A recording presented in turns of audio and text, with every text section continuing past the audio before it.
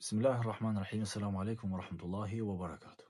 Ajo që shohim ne sot në rrjetet sociale është krim kundër njerëzimit, është genocid, është makabritet, është diçka që nuk ka fjalor që ta përkufizoj dot.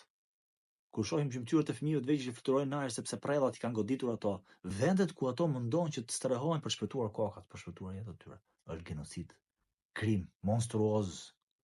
Dhe të gjithë ata të cilët nuk e denoncojnë këtë krim janë pjesëmarrës të krim, qofshin ato qeveri, qofshin ato organizata, qofshin ato njerëz, individ, shoqëri, kushdo qofshin. Ne sot jemi përpara një bote hipokrite. Kur vritet një person në perëndim, që s'duhet ndodh faktikisht, ngrihet gjithë bota në këmbë. Jeta e çdo kujt është e shenjtë.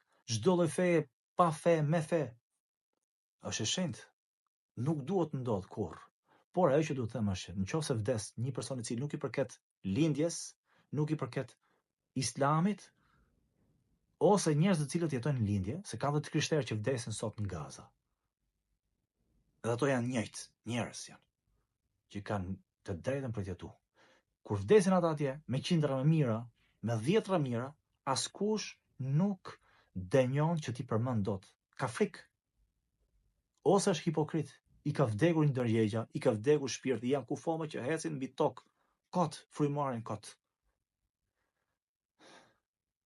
Jetojmë në botë që funksionon me dy standarde. Dy standarde kundrejt çfarë? Një popull i cili është i izoluar totalisht nga toka, nga ajri, nga deti, mbi kokat e tyre lëshohen prella. Ata duan të jetojnë si gjithë njerëzit e tjerë, të kenë ushqimin, të kenë shtetin e tyre, të kenë ligjin e tyre, të kenë politikanët e tyre, të cilët do ndërtojnë marrëdhënie fqinësie me të gjithë njerëzit e tjerë, me gjithë shtetet e tjera, me gjithë shoqëritë e tjera. Këtë duan ata, të jetojnë normalisht, të flenë rahat në mbrëmje, jo nga frika se mos i bie një prell mbi kokë. Të shkojnë të punë në angazhimet e tyre të përditshme, si gjithë njerëzit e tjerë, pa pasur frikë se një prell po godet autobusin, transportin urban apo privat apo çdo lloj lëvizje tjetër që bëhet. Bota është hipokrite dhe nuk flet. Jo të gjithë. Ka shumë njerëz me ndjenja, me shpirt, me dinjitet, me parime humane, të cilët janë prekur thellë nga ajo që ndodh atje sot. Detyra jonë si musliman është në radhë parë që mos arreshtim së luturi krijuesit ton që të vendosin drejtësinë. T'i jap dhe atyre njerëzve atje që i rrezikohet jeta, që të jetojnë normalisht si gjithë tjerët, kaq, a këtë duam ne. Detyra jonë po ashtu si musliman është që të flasim, mos heshtim, sepse ai që hesht, ai merr pjesë në krim. Sensibilizoj njerëz, foli njerëz, ose të paktën saktësoj një të pavërtet. Sepse sfida më e madhe që jetojmë ne sot apo që përballemi atë sot ne është dezinformacioni.